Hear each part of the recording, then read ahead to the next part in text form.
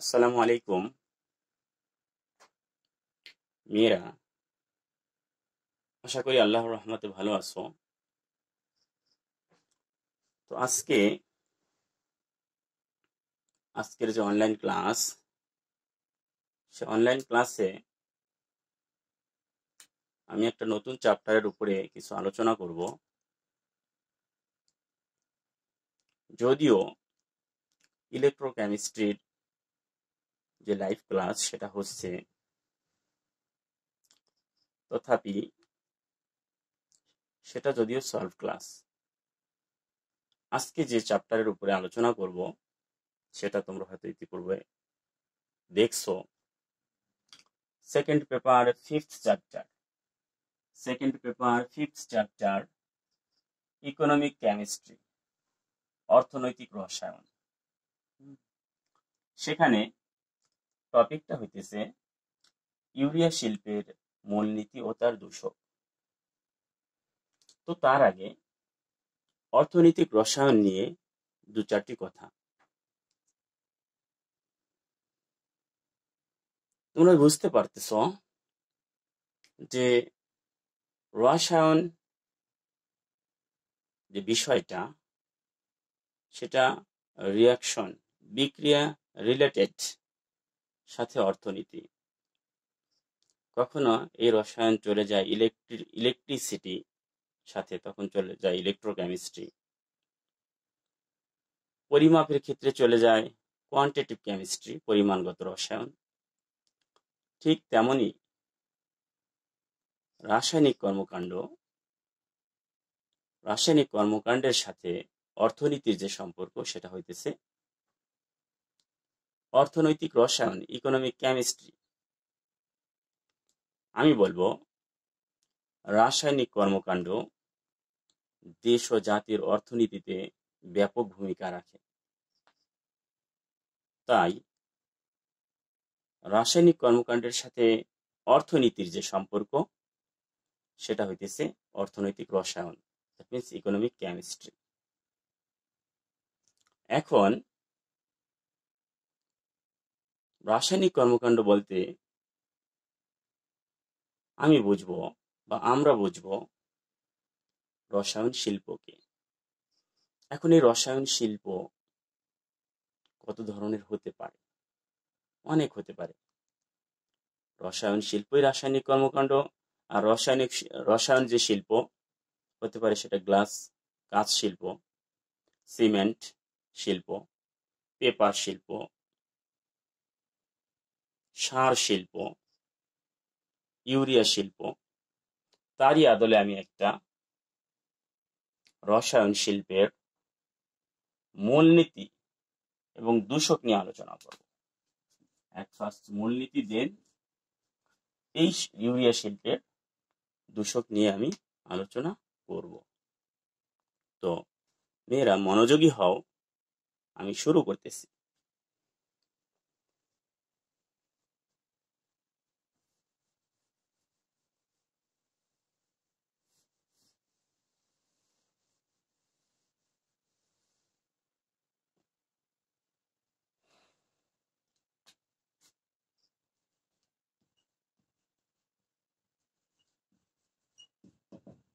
মূলনীতি,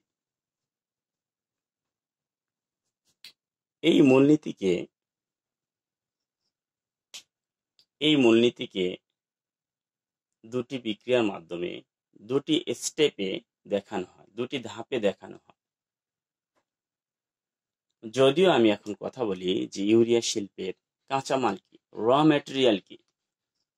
কাঁচামাল হইতেছে কার্বন ডাই অক্সাইড এবং অ্যামোনিয়া। ইউরিয়া শিল্পের কাঁচামাল হইতেছে কার্বন ডাই অক্সাইড এবং অ্যামোনিয়া। তাহলে কার্বন ডাই অক্সাইড এবং অ্যামোনিয়া থেকে কিভাবে আমি urea sir, that means urea পাবো, সেটাকে দুটি অংশে দেখানো হয়। প্রথমত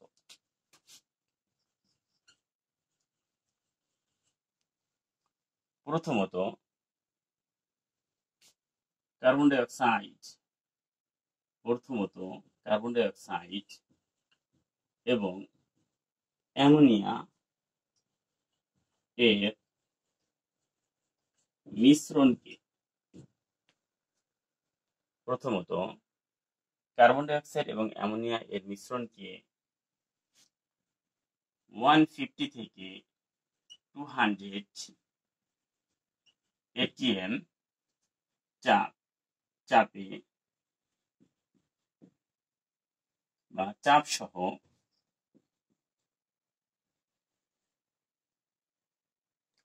210 ডিগ্রি সেলসিয়াস তাপমাত্রায় উত্তপ্ত করলে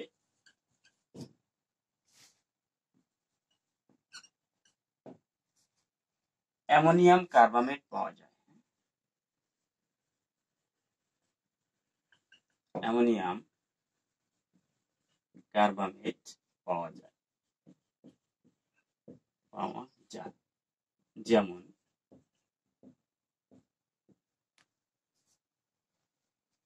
এই হলো carbon die oxide plus ammonia. এখানে আমি 150 থেকে 200 atm চাপ ইউজ করব, সাথে টেম্পারেচার হবে 210 ডিগ্রি সেলসিয়াস। আমি এখানে পাবো NH4 COONH2, নাইট্রোজেন দুইটা, এখানে আমাকে সমতার জন্য 2 দিতে হবে। এই হলো কার্বন ডাই অক্সাইড আর অ্যামোনিয়ার বিক্রিয়ায় অ্যামোনিয়াম কার্বামেট।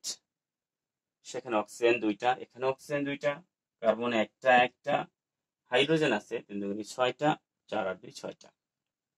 তো প্রথমত আমি কি পাইলাম? প্রথমত আমি যেটা পাইলাম সেটা হইতেছে অ্যামোনিয়াম কার্বামেট। এরপরে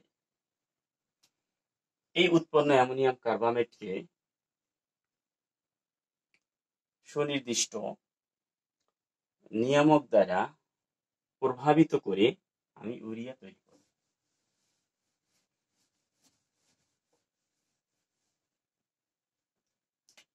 আমি লিখলাম দ্বিতীয়ত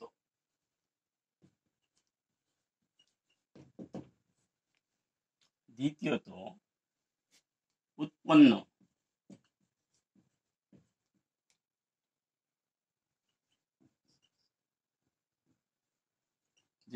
এটা যেহেতু প্রোডাক্ট করে ফেলছি এই জন্য আমি সংকেত দিলাম COONH2। উৎপন্ন অ্যামোনিয়াম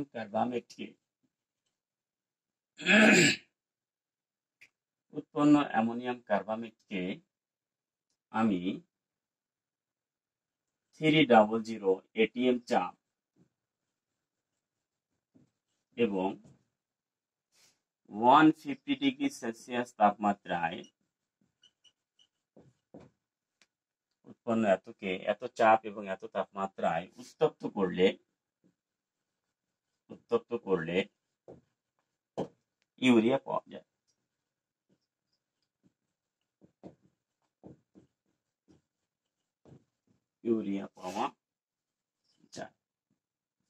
যেমন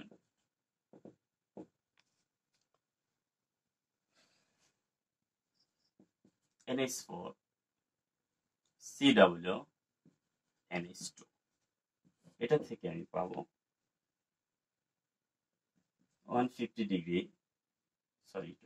উপরে লিখি 300 atm চাপ এবং 150 ডিগ্রি সেলসিয়াস তাপমাত্রা। এখানে পাবো H2NCONH2 প্লাস H2, এটাই হইতেছে ইউরিয়া। এই হলো ইউরিয়া। তো মেয়েরা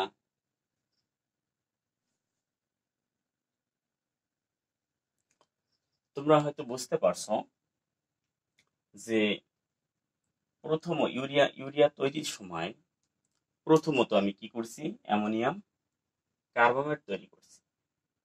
সেকেন্ড স্টেপে এই উৎপন্ন অ্যামোনিয়াম কার্বামেটকে, এখানে টেম্পারেচার বা চাপগত একটু তারতম্য থাকতে পারে, আমি 300 এর পরিবর্তে এখানে 200 দিই, এটা বেটার হবে। 200 atm চাপ এবং 150°C তাপমাত্রায় উত্তপ্ত করলে আমি এখান থেকে পাচ্ছি ইউরিয়া, যেটা আমার কাঙ্ক্ষিত প্রোডাক্ট। আমি একটা কথা আবারও রিপিট করতেছি, মূলনীতির মূল আলোচনা এখানেই শেষ, কিন্তু সামগ্রিক আলোচনা শেষ নয়।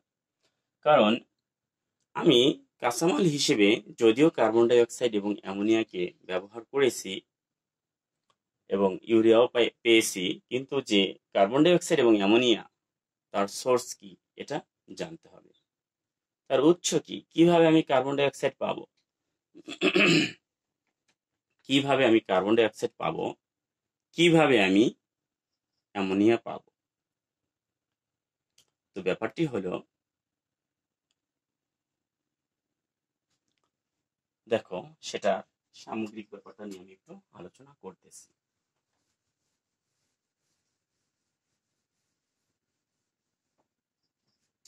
যখন আমি এখন ডিটেলস আলোচনা করব কার্বন ডাই অক্সাইড উৎপাদন।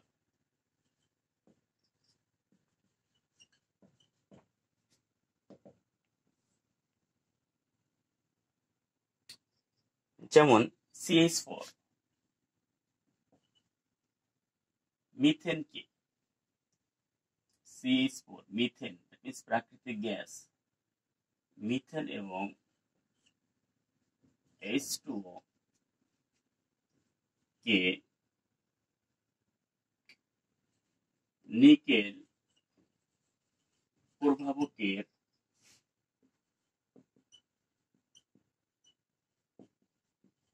উপস্থিতিতে 4-5°C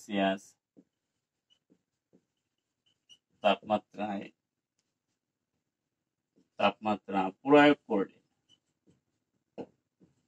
করলে কার্বন ডাই অক্সাইড পাওয়া যায়, কার্বন ডাই অক্সাইড পাওয়া যায়। যেমন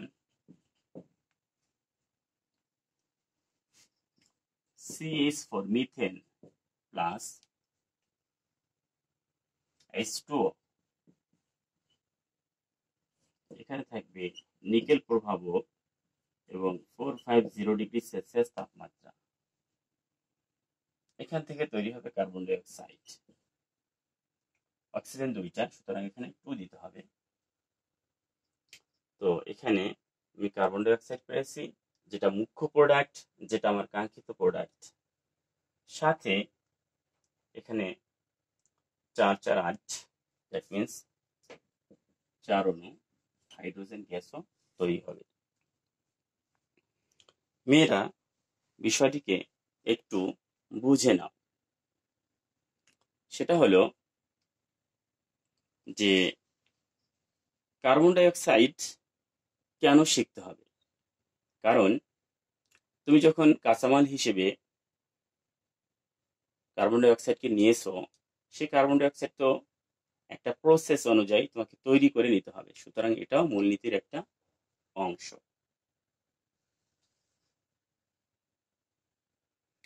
এখন আমি চলে যাই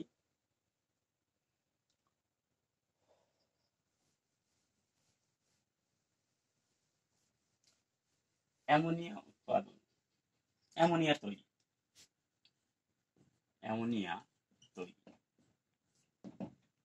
এটা তোমরা এসএসসিতে শিখেছো যে নাইট্রোজেন এবং হাইড্রোজেনের 1:3 অনুপাতকে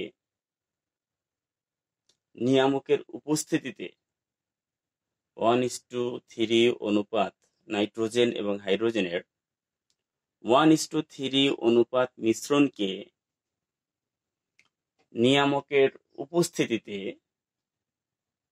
যদি আমি বিক্রিয়া ঘটাই মিশ্রণের মধ্যে, তো সেখান থেকে আমি কি পাবো, অ্যামোনিয়া পাবো। যেমন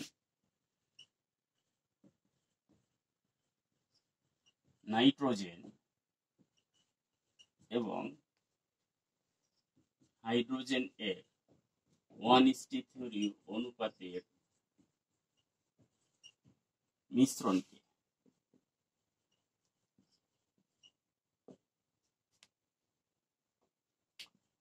300 atm চাপ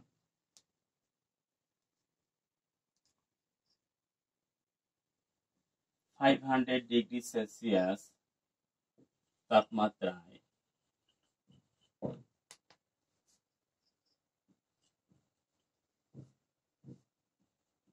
আয়রন প্রভাবকের উপস্থিতিতে চালনা করলে অ্যামোনিয়া পাওয়া যায়। অ্যামোনিয়া পাওয়া যায়। যেমন এই আমি দিলাম নাইট্রোজেন প্লাস 3 অণু হাইড্রোজেন। নাইট্রোজেন প্লাস 3 অণু হাইড্রোজেন, এখান থেকে আমি পাবো 2 অণু NH3 অ্যামোনিয়া। তাহলে আমরা শিখে ফেললাম যে ইউরিয়া তৈরি যে কাঁচামাল কার্বন ডাই অক্সাইড এবং অ্যামোনিয়া তাদের প্রোডাক্ট কি। কার্বন ডাই অক্সাইড আমরা পেয়েছি ন্যাচারাল গ্যাস এবং H2 এর মিশ্রণ থেকে। অ্যামোনিয়া পেয়ে গেলাম আমরা নাইট্রোজেন এবং হাইড্রোজেনের 1:3 অনুপাতের মিশ্রণ থেকে। এখন এই যে নাইট্রোজেন এবং এই যে হাইড্রোজেন সেটাকেও দেখাবো।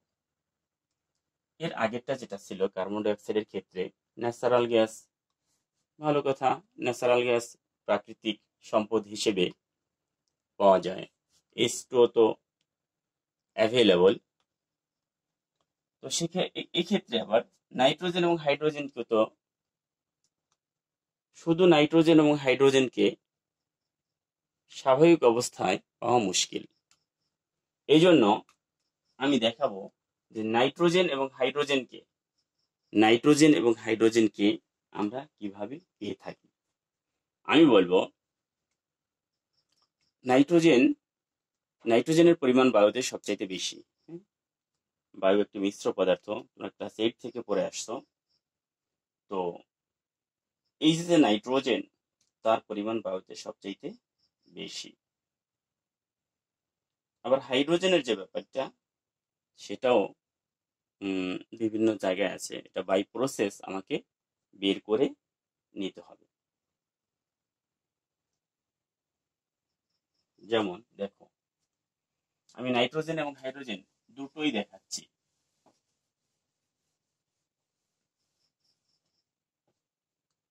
নাইট্রোজেন উৎপাদন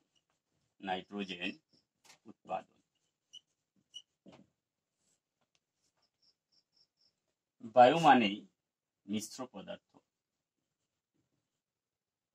যেমন নাইট্রোজেন, অক্সিজেন ইত্যাদি।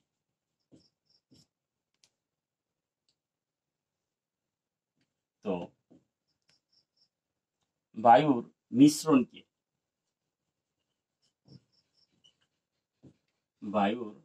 মিশ্রণকে উচ্চ তাপমাত্রা এবং নিম্নচাপ বায়ুর মিশ্রণকে উচ্চ তাপমাত্রা এবং নিম্নচাপে নেওয়া হলে তা তরলে রূপান্তরিত হয়।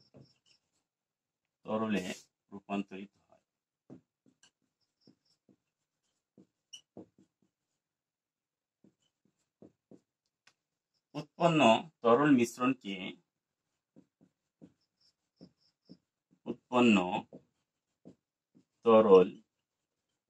মিশ্রণকে আংশিক পতন করে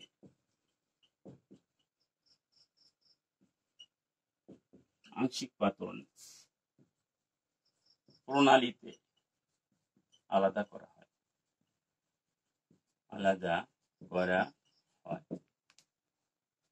যেমন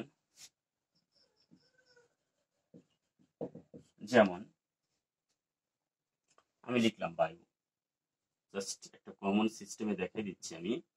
বায়ু, বায়ু মানে হইতেছে নাইট্রোজেন, অক্সিজেন ইত্যাদি। এটার উপরে যদি আমি হাই টেম্পারেচার,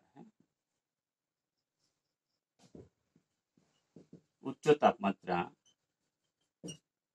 এবং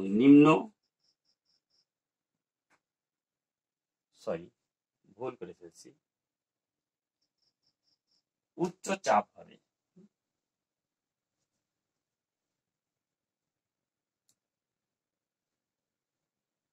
উচ্চ চাপ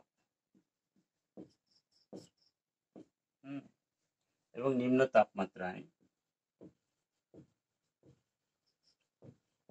নেওয়া হলে তা তরলে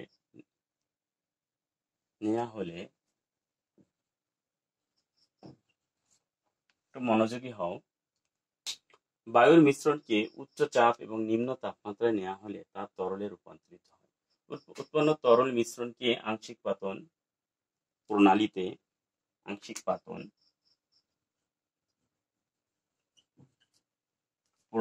আলাদা করা হয়। উৎপন্ন তরল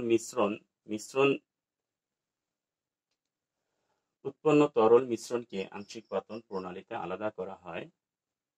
যেমন আমাদের মূল উদ্দেশ্য হলো এখান থেকে নাইট্রোজেনকে আমি আলাদা করব। কিভাবে? আংশিক পাতন, পার্শিয়াল ডিস্টিলেশন, আংশিক পাতন প্রণালীতে। আমি বায়ুর মিশ্রণ নিচ্ছি, সেটার উপরে তোমরা পরিবেশ রসায়নে শিখেছ যে একটা গ্যাস কখন তরল হয়, যে কোনো একটা গ্যাস কখন তরল হয়, চাপ যখন উচ্চ হবে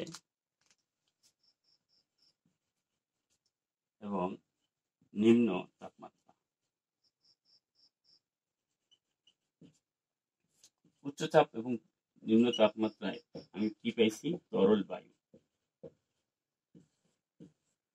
এখন এই তরল বায়ুকে যদি আমি আংশিক পাতন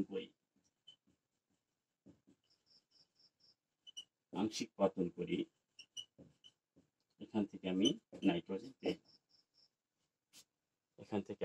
নাইট্রোজেন পেয়ে যাব। তো এখন এই হলো নাইট্রোজেন পাওয়ার সহজ উপায়। কারণ আমরা জানি বায়ুর উপাদানের সর্বাধিক পরিমাণ হচ্ছে নাইট্রোজেন, যার কারণে বায়ুটা শীতল হয়। তো সেই বায়ুর মিশ্রণকে আমি আংশিক পাতন প্রণালী থেকে আলাদা করব, তরল করব, এবং সেই তরল মিশ্রণ থেকে আংশিক পাতন প্রণালীতে নাইট্রোজেনকে আলাদা করব। এখন দেখা যাক হাইড্রোজেন কিভাবে পাওয়া যায়।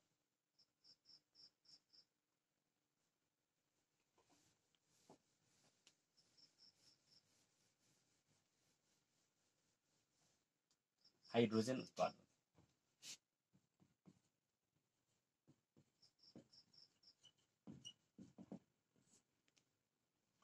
দেখো যদি আমরা জানি, লিখে দিচ্ছি, H2O, পানিতে কিন্তু হাইড্রোজেন আছে। এখন এটাকে যদি আমি লিখে দেই যে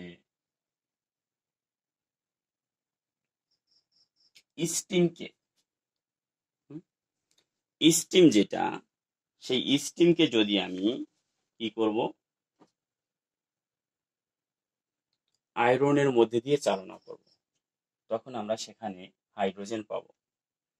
যেমন Fe প্লাস H2O এবং তার স্টিম অবস্থা, জলীয় বাষ্প সাথে তাপ থাকতে হবে প্রচন্ড, যেটাকে বলে স্টিম। এখান থেকে যেটা পাওয়া যাবে সেটা হচ্ছে হাইড্রোজেন। আমি একটু শর্টকাট করতেছি কারণ আরো আলোচনা বাকি আছে। সাথে তৈরি হবে Fe2O3, আয়রন কিন্তু দুইটা, তাহলে এখানে 2 হবে, অক্সিজেন 3টা, এজন্য 3 হবে। তাহলে Fe2O3, বাট হাইড্রোজেন হইতেছে 3 অণু। এই হলো হাইড্রোজেন পাওয়ার বিক্রিয়া বা প্রসেস। এইভাবে আমাকে শুরুতে ইউরিয়া তৈরির মূলনীতি শিখতে হবে এবং মূলনীতি রিলেটেড র ম্যাটেরিয়াল সম্পর্কেও ডিটেলস জানতে হবে। এখন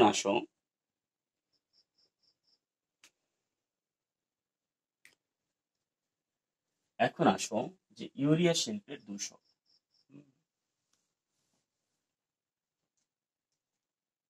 তোমরা একটা কথা মনে রাখবে, ইকোনমিক কেমিস্ট্রি অর্থাৎ অর্থনৈতিক রসায়ন থেকে যখনই কোনো একটা বিষয়ের উপরে, যখনই কোনো একটা শিল্পের মূলনীতি আসবে, সাপোজ ইউরিয়া, তো সাথে তার দূষকটাও শিখে নিবে, কারণ সেটাও পরীক্ষায় লিখতে হবে।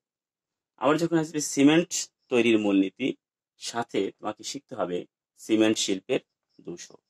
এখন হলো ইউরিয়া শিল্পের দূষক। ইউরিয়া শিল্পের দূষক। এই ইউরিয়া শিল্পের দূষকের ক্ষেত্রে যেমন আমি কিছু কথা বলে নিচ্ছি।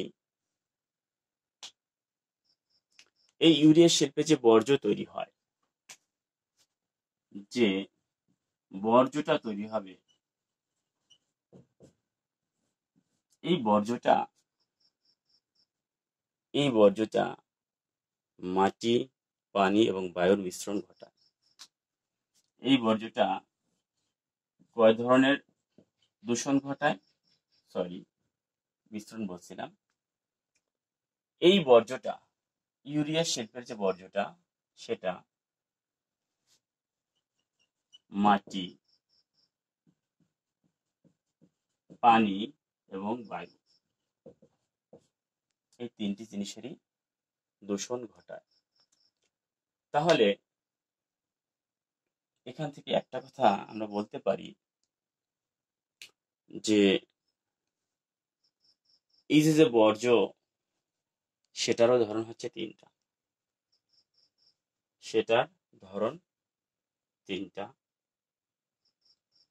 একটা হচ্ছে গ্যাসীয় দূষণ বা গ্যাসীয় দূষক, বায়ুর দূষণ ঘটায়। তরল দূষক যেটা আছে, পানির দূষণ ঘটায়। এবং কঠিন দূষক যেটা আছে, সেটা মাটির দূষণ ঘটায়। আমি আবারও বলতেছি, বর্জ্য কিন্তু তিন প্রকার না। এটা দ্বারা বোঝানো হইতেছে যে এই বর্জ্য তিন ধরনের বস্তুর দূষণ ঘটায়। একটা হচ্ছে মাটি, একটা হচ্ছে পানি, আর একটা হচ্ছে বায়ু। এখন এই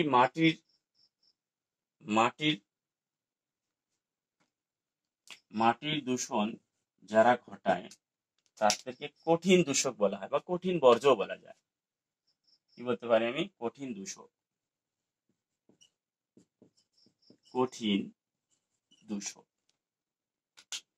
আবার যদি এই দুইটার ক্ষেত্রে বলি যে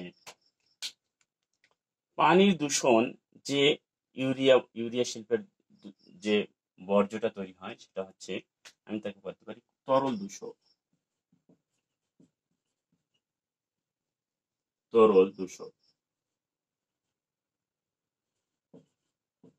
এবং এটা হইতেছে কঠিন দূষক, তরল দূষক, গ্যাসীয় দূষক।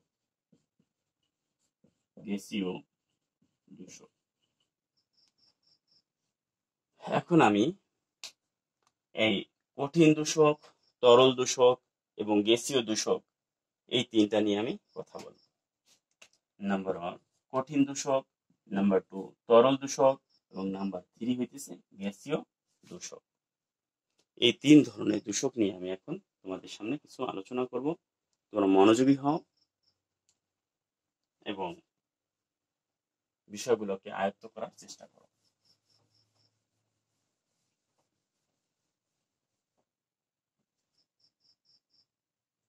নাম্বার 1 যেটা এখানে দিচ্ছি, সেটা হলো মাটি দূষণ। মাটি দূষক। তোমরা একটা কথা চিন্তা করো, আমি আজকের যে মূলনীতি, সেখানে যখন যখন আমি হাইড্রোজেন তৈরি করছি, তখন কিন্তু সেখানে Fe2O3 ফেরিক অক্সাইড তৈরি হয়েছে। আবার যখন আমি অ্যামোনিয়া তৈরি করছি, সেখানে কিন্তু প্রভাবক হিসেবে আয়রন নেওয়া হয়েছে, আবার প্রভাবক হিসেবে নিকেলও নেওয়া হয়েছে। তখন এই যে প্রভাবক, এই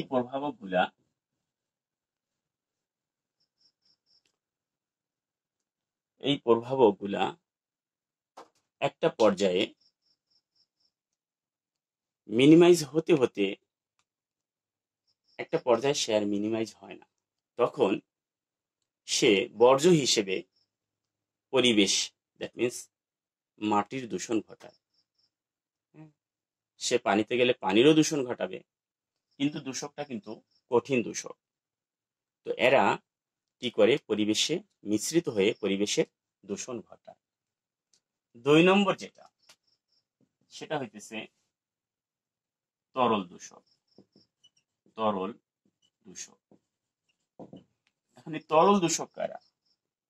যেমন সাপোজ আমরা যখন অ্যামোনিয়া তৈরি করি, সেই অ্যামোনিয়া কিন্তু ক্ষারীয় প্রকৃতির।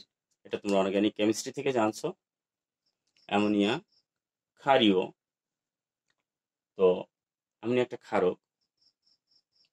এই অ্যামোনিয়া ক্ষারীয় প্রকৃতির হওয়ায় সে পরিবেশের সাথে মিশ্রিত করে পানিকে ক্ষারীয় প্রকৃতির করে অবস্থা, ক্ষারীয় প্রকৃতির করে তোলে।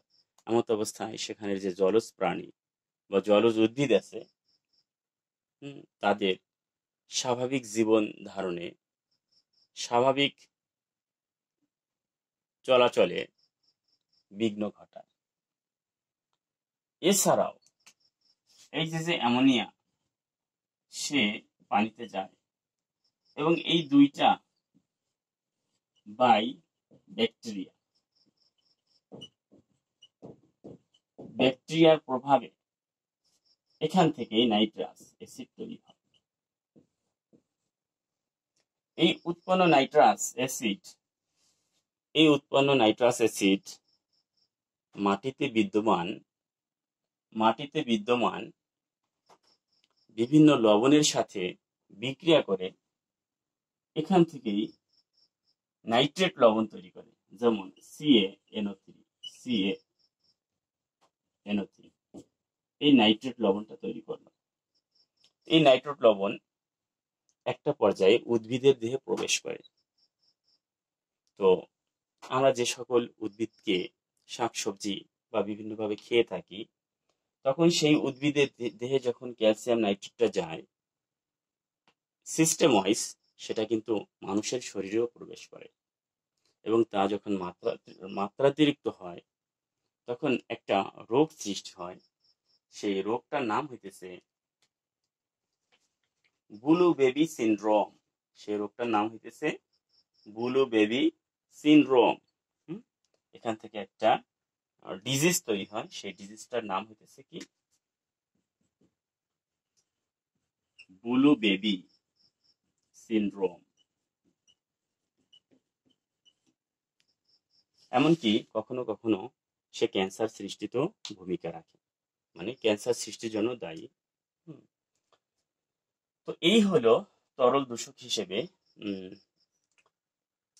ইউরিয়া যে বর্জ্য, তার মোটামুটি আলোচনা। এখন তৃতীয় যে পয়েন্ট, সেটা হচ্ছে গ্যাসীয় দূষক। গ্যাসের যেটা ইউরিয়া শিল্প থেকে যে সকল বর্জ্য তৈরি হয়, তার মধ্যে সবচেয়ে বেশি যেটা, সেটা হচ্ছে গ্যাসীয় দূষক।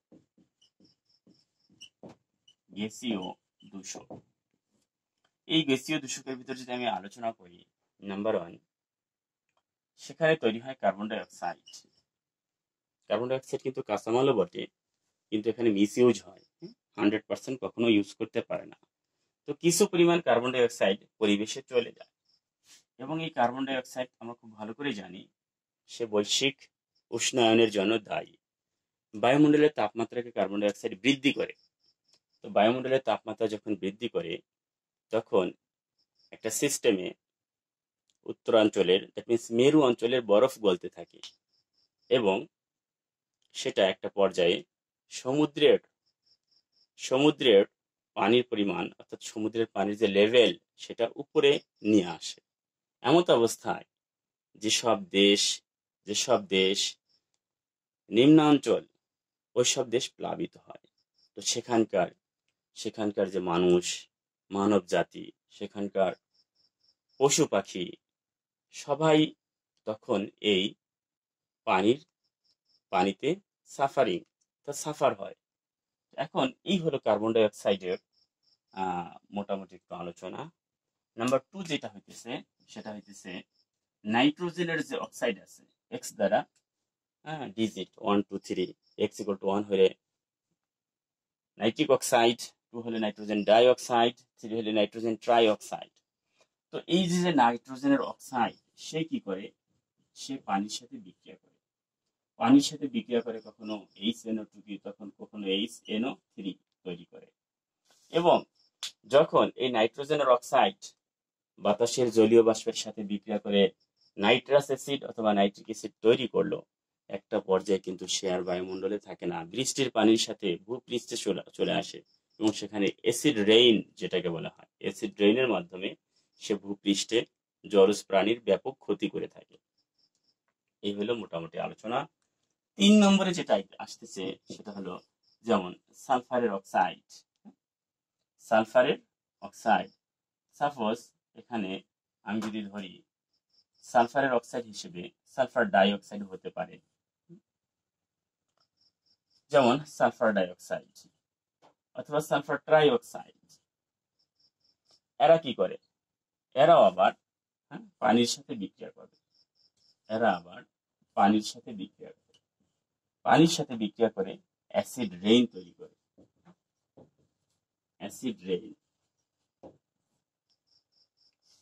তো এদিকে যেমন নাইট্রাস এবং নাইট্রিক অ্যাসিড রেইনের জন্য দায়ী, এই সালফারের অক্সাইড সমূহ অ্যাসিড রেইনের জন্য দায়ী। এবং এই অ্যাসিড রেইন ভূপৃষ্ঠের বিভিন্ন খোদাই করা পাথর, ভাস্কর্য, দালান কোঠা, নির্মাণ সামগ্রীর ব্যাপক ক্ষতি করে থাকে। জলজ প্রাণীর ক্ষতি তো করেই থাকে। এই হলো কার্বনের অক্সাইড, নাইট্রোজেনের অক্সাইড এবং সালফার ডাই অক্সাইড, যে গ্যাসীয় বর্জ্যগুলা ইউরিয়া শিল্প থেকে যে গ্যাসীয় বর্জ্যগুলা চলে আসে, তো তারা পরিবেশের যে ক্ষতি করে থাকে, সেটা মোটামুটি তোমাদের সামনে উপস্থাপন করা হলো। ইনশাআল্লাহ পরবর্তী ক্লাসে এটা কিন্তু ইকোনমিক কেমিস্ট্রির লেকচার 1। পরবর্তী ক্লাসে তোমাদের কাছে যে বিষয় আরেকটি মূলনীতি এবং তার দূষক নিয়ে আলোচনা করব। আজকে এ পর্যন্তই। আল্লাহ হাফেজ।